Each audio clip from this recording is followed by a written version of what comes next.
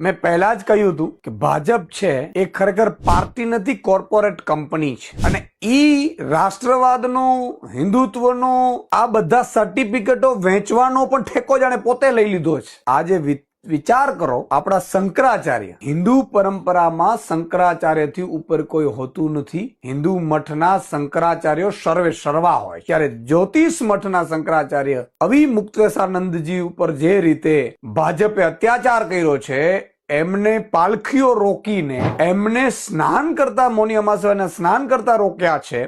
એટલું જ નહીં, શિષ્યોને ચોટીઓ પકડીને ઘસડીને જે રીતે અત્યાચાર કર્યો છે, મને લાગે છે કે આનાથી આપણા તમામ હિન્દુઓની લાગણીને ઠેસ પહોંચી છે. આજે ભાજપ શંકરાચાર્ય પાસે પ્રમાણપત્ર માંગે છે. શંકરાચાર્ય હોવાનું હદ થઈ ગઈ. આટલી હદે તમે નિષ્ઠુર. રાવણ પણ આ જ રીતે આવ્યો હતો, જે સાધુઓના વેશમાં આવ્યો હતો ને પછી ખબર પડી કે આ રાવણ છે.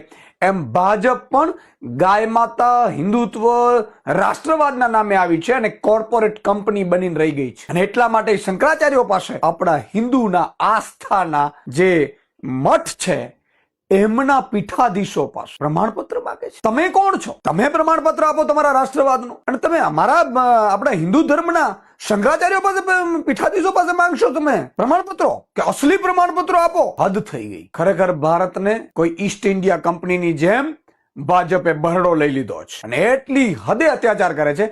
આજે આમ આદમી પાર્ટીએ, અમારા યુનિટે શંકરાચાર્યજીના સમર્થનમાં, હિન્દુઓ ઉપર થતા અત્યાચારના વિરોધમાં અને હિન્દુઓની જે લાગણીને ઠેસ પહોંચી છે, એના પગલે શંકરાચાર્યજીના સમર્થનમાં આજે અમે વિરોધ પણ કર્યો છે ભાજપનો અને આ પાર્ટીઓનો. અને જે લોકોએ શંકરાચાર્યની વિરુદ્ધ ષડયંત્ર રચ્યું છે, એમનો આજે વિરોધ કર્યો છે. શંકરાચાર્યના સમર્થનમાં કાર્યક્રમો પણ આપ્યા છે.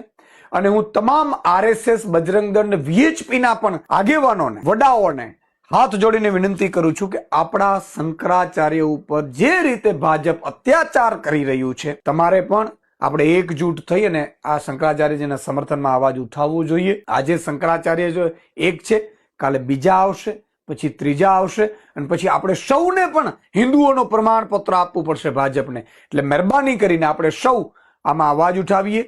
આ માત્ર શંકરાચાર્યજી ઉપર નથી, આપણી હિન્દુઓની આસ્થાના ઉપર પણ ઠેસ છે ને ભાવિ પેઢી ઉપર પણ ઠેસ. એટલે આ બહુ જ મોટું અત્યાચાર થઈ રહ્યો છે આપણા હિન્દુઓ ઉપર. તો હાથ જોડીને તમામને પણ વિનંતી કરું છું, તમામ સામાજિક સંગઠનોને, સાધુ સંતોને, કલાકારોને, બધાને, સનાતન ધર્મ માનનારાઓને બધાને વિનંતી કરું છું કે અવિમુક્તેશાનંદ ઉપર જે રીતે અત્યાચાર થયા છે અને એમની પાસે જે શંકરાચાર્યજીનો પ્રમાણપત્ર અસલી છે કે નહીં, નકલી, એ પ્રમાણપત્ર માંગવામાં ભાજપે નોટિસ પાઠવીને માંગી રહ્યું છે, એના વિરોધમાં અને શંકરાચાર્યના સમર્થનમાં આપણે સૌ અવાજ ઉઠાવીએ. જય શ્રી રામ.